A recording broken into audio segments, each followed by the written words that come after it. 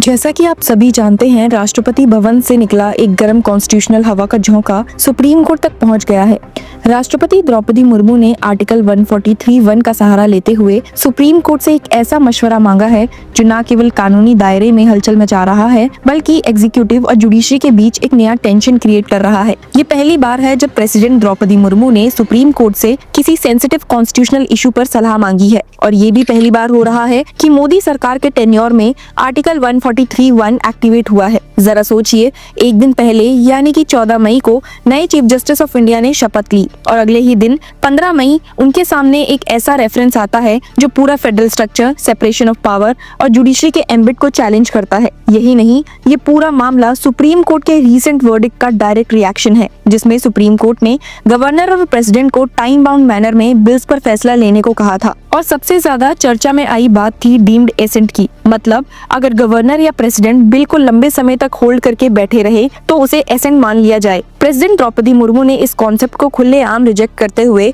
Supreme court से पूछा है कि क्या ये सही है। अब आपको क्या लगता है कि सुप्रीम कोर्ट इस रेफरेंस से कैसे डील करेगी? क्या उन्हें इस रेफरेंस का जवाब देना मैंडेटरी है? क्या उनके ऊपर भी इसका रिप्लाई करने का कोई टाइम लिमिट है? ऐसी कई सारे सवाल थे जो इस रेफरेंस के बाद सामने आने लगे। तो चलिए नजर डालते हैं सुप्रीम कोर्ट के पास्ट पर और देखते हैं कि ऐसी सिचुएशन में उन्होंने तब क्या किया था। सबसे पहले तो ये जानना जरूरी है कि ये रेफरेंस किसी आम लीगल क्वेरी जैसा नहीं है। ये एक पूरा कॉन्स्टिट्यूशनल शोडाउन है जिसमें प्रेसिडेंट ने सुप्रीम कोर्ट के सामने 14 क्वेश्चंस की एक लिस्ट रखी है जो आर्टिकल 200 और 201 के स्कोप, गवर्नर के डिस्क्रिशन और सुप्रीम कोर्ट के कंप्लीट जस्टिस वाले अधिकार तक जाती है। इस मूव से न सिर्फ जुडिशरी की बाउंड्रीज पर सवाल उठ रहे हैं बल्कि ये भी सिग्नल दिया गया है कि एग्जीक्यूटिव अब जुडिशरी के ओवररीच पर खुला चैलेंज देने के मोड में है। वैसे आर्टिकल 143(1) कोई नया प्रोविजन नहीं है। ये प्रेसिडेंट की एडवाइजरी पावर्स का हिस्सा है जहां वो सुप्रीम कोर्ट से किसी भी पब्लिक इंपॉर्टेंस वाले मैटर पर ओपिनियन मांग सकते हैं। लेकिन इसका यूज कब और कैसे होता है ये हमारे देश में बड़ा रेयर है।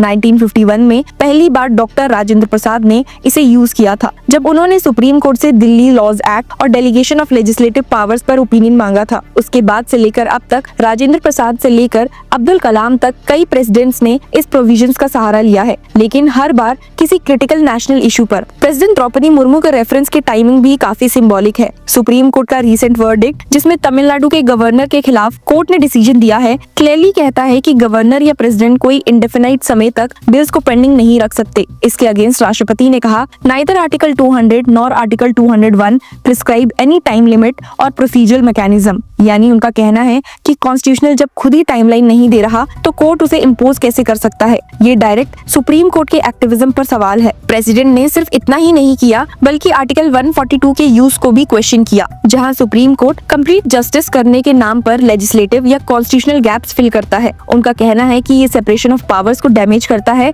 और फेडरल बैलेंस को डिस्टॉर्ट करता है। तो अब सवाल ये है कि क्या सुप्रीम कोर्ट इस रेफरेंस को एंटरटेन करेगा? क्या ये एक इनडायरेक्ट रिव्यू है ऑलरेडी दिए गए वर्डिक्ट का? 2012 में जब 2G स्पेक्ट्रम केस का रेफरेंस दिया गया था तब भी ऐसी ही सिचुएशन बनी थी। सीनियर एडवोकेट सोली सोराबजी ने कहा था, if the present reference is entertained it would pave the way for the executive to circumvent और negate the effect of inconvenient judgments. ये वही कंसर्न अब दोबारा उठ रहा है कि क्या एग्जीक्यूटिव अपने फेवर के डिसीजंस पाने के लिए आर्टिकल 143 का मिसयूज कर रहा है। लेकिन सुप्रीम कोर्ट ने उस वक्त भी ये कहा था कि प्रेसिडेंट डिसाइड करता है कि रेफरेंस करना है या नहीं, लेकिन कोर्ट बाउंड नहीं है उसका जवाब देने के लिए। अगर रेफरेंस वेग हो, पॉलिटिकल हो या प्रीवियसली डिसाइडेड मैटर हो तो कोर्ट मना भी कर सकता है। As per the court it is quite vivid that this court would respectfully decline to answer a reference if it is improper, inadvisable and undesirable. History भी अब इस बात की गवाह है। राम जन्मभूमि बाबरी मस्जिद डिस्प्यूट पर भी रेफरेंस दिया गया था 1993 में, जिसे सुप्रीम कोर्ट ने आंसर नहीं किया। तो आज भी ये सवाल उठता है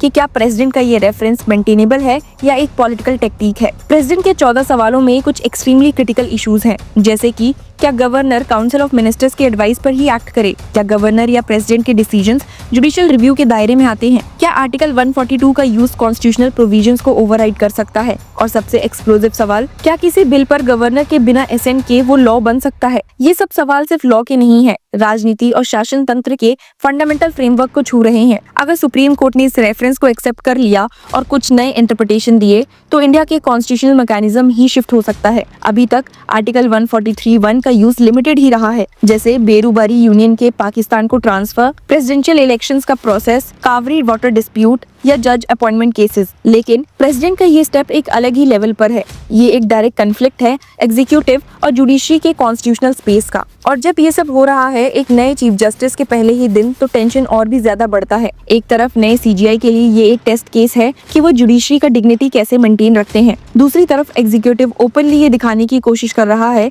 कि वो सुप्रीम कोर्ट की वर्डिक्ट से खुश नहीं है और वो काउंटर नैरेटिव बिल्ड करने के लिए आर्टिकल 143 का सहारा ले रहे हैं। भारतीय राजनीति में कभी कभी कॉन्स्टिट्यूशनल टूल्स का यूज भी एक टेक्टिकल मूव बन जाता है। राष्ट्रपति का ये स्टेप लीगल होने के बावजूद पूरी तरह से एपॉलिटिकल नहीं लगता। तमिलनाडु जैसे स्टेट्स जहां गवर्नर और इलेक्टेड गवर्नमेंट्स के बीच फ्रिक्शन है, वहां से लेकर पार्लियामेंट तक इस इशू का असर दिखने वाला है। तमिलनाडु के chief minister M K Stalin ने भी कहा, I strongly condemn the union government's presidential reference which attempts to subvert the constitutional position already settled by the honourable supreme court in the Tamil Nadu governor's case and other presidents. ये सिर्फ एक कानूनी reference नहीं, ये एक पॉलिटिकल मैसेज भी है, जिसमें एग्जीक्यूटिव ने जुडिशरी को बताया है कि हम सिर्फ डिसीजन ही नहीं, उस डिसीजन की लेजिटिमेसी को भी चैलेंज कर सकते हैं। अगले कुछ हफ्ते क्रूशियल होंगे। सुप्रीम कोर्ट डिसाइड करेगा कि वो इस रेफरेंस को एक्सेप्ट करता है या फिर नहीं। अगर करता है तो कॉन्स्टिट्यूशन बेंच डिसाइड करेगी कि गवर्नर्स या प्रेसिडेंट की पावर्स क्या हैं और उनका लिमिटेशन क्या हो सकता है। और अगर कोर्ट ने मना कर दिया तो ये भी एक स्ट्रॉन्ग सिग्नल होगा